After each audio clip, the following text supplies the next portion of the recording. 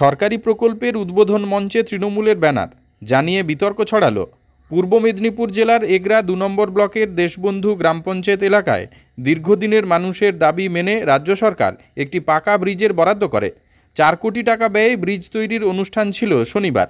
ওই অনুষ্ঠানে আমন্ত্রিত ছিলেন এগরা বিধানসভা কেন্দ্রের তৃণমূলের বিধায়ক তরুণ কুমার মাইতি। উপস্থিত ছিলেন এগরা ২ নম্বর পঞ্চায়েত সমিতির কর্মাধ্যক্ষরা এবং উপস্থিত ছিলেন দেশবন্ধু গ্রাম পঞ্চায়েতের প্রধান ও উপপ্রধানেরা। অনুষ্ঠানে বিতর্কের ঝড় ওঠে। সরকারি শিলান্যাস প্রকল্পের অনুষ্ঠান হলেও মঞ্চের উপরে শাসক দল তৃণমূলের পতাকা ছিল। দেশবন্ধু গ্রাম পঞ্চায়েতের উপপ্রধান আলোক মহাপাত্র বলেন, ব্রিজটা দীর্ঘদিন ধরে বন্ধ ছিল। বিধায়কের উপস্থিতিতে কাজ শুরু হলো, তবে সরকারি কোনো আধিকারিক ছিলেন না। ছেলেরা হয়তো তৃণমূলের পতাকা বেঁধে ফেলেছে, ওটা এমন কিছু নয়। আমার বিধানসভা ক্ষেত্রে মোট 7খানা ব্রিজ স্যাংশন হয়েছে কংক্রিটের, এবং এটা পাশে যে বাফারি অঞ্চল সেখানেও একটা আমার ব্লকের মধ্যে এগরা ব্লক 2 এর মধ্যে সেখানেও একটা ব্রিজ স্যাংশন হয়েছে। মোট 8খানা ব্রিজ। তার মধ্যে এই 8খানার মধ্যে 3টে ব্রিজ কাঁথি ইরিগেশনের মধ্যে পড়ছে, আর 5খানা ব্রিজ আমার এগরা ইরিগেশনের মধ্যে পড়ছে। এই কাঁথি ইরিগেশনের মধ্যে যে 3টে ব্রিজ পড়ছে, সেই 3টে ব্রিজের মধ্যে 3টে ব্রিজের জন্য বরাদ্দ হয়েছে 12 কোটি টাকা, আর এই ব্রিজটা 4 কোটি সামথিং, 4 কোটির একটু বেশি টাকা এই ব্রিজটার জন্য স্যাংশন রয়েছে।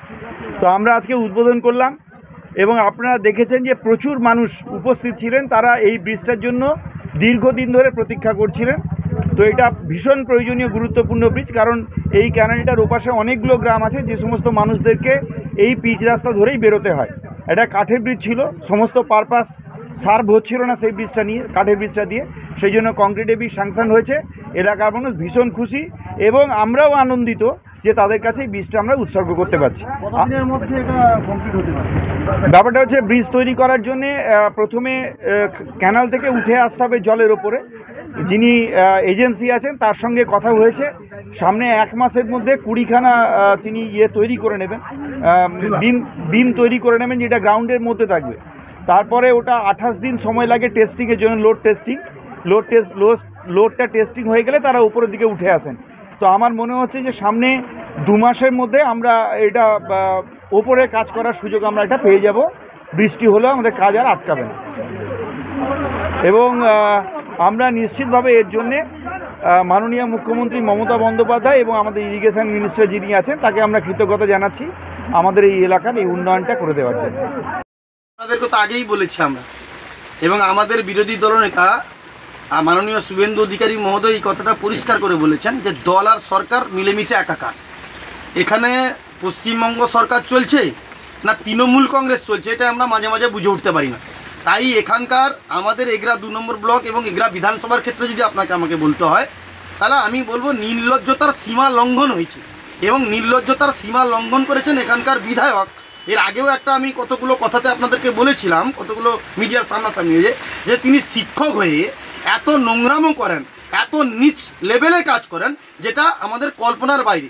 তিনি একজন শিক্ষক, যা জাতির মেরুদণ্ড, যা মানুষকে পথ দেখায়, যারা যে সমস্ত শিক্ষক মানুষের আদর্শ, তিনি দাঁড়িয়ে থেকে একটা সরকারি প্রকল্প, সংবিধান যেখানে অশোক স্তম্ভ আছে, যে ব্যানারে অশোক স্তম্ভর চিহ্ন আছে, সেই ব্যানারকে অবমাননা করে একটা রাজনৈতিক দল কর্পোরেট সংস্থার পতাকা বেঁধে দিয়ে তিনি উদ্বোধন করছেন।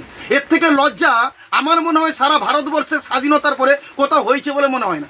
আর এটা কেবলমাত্র পশ্চিমবাংলা হয়, তৃণমূল কংগ্রেসের জামানায়, সিপিএমের জামানা আমরা দেখিনি, এই নোংরামোগুলো দেখিনি। আর এরা তো করবে, তার কারণ তৃণমূল কংগ্রেস বুঝে গেছে তার পায়ের তলায় মাটিগুলো শেষ হয়ে গেছে। তাই সরকারি প্রকল্পের উদ্বোধন করলেও তারা এখন ভিত্তি স্থাপন করতে পারছেন না।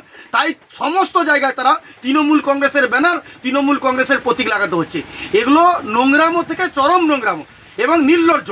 এবং যদি তার ক্ষমতা থাকে, স্বয়ং এমএলএ সাহেবের চ্যালেঞ্জ করুক আমার সামনে, এবং আমি সেটা প্রমাণ দেখাবো। এত লজ্জাহীন ব্যক্তি, তার তো অনেক অতীত ইতিহাস আছে, এগুলো বলবো না আমি। সেই অতীত ইতিহাসগুলো আগামী দিনে যত নির্বাচন আসবে দেখতে পাবেন। তো এত নিম্ন জায়গায় পৌঁছে গেছেন উনি, মানুষকে এত ভাঙতা দেখাচ্ছেন উনি।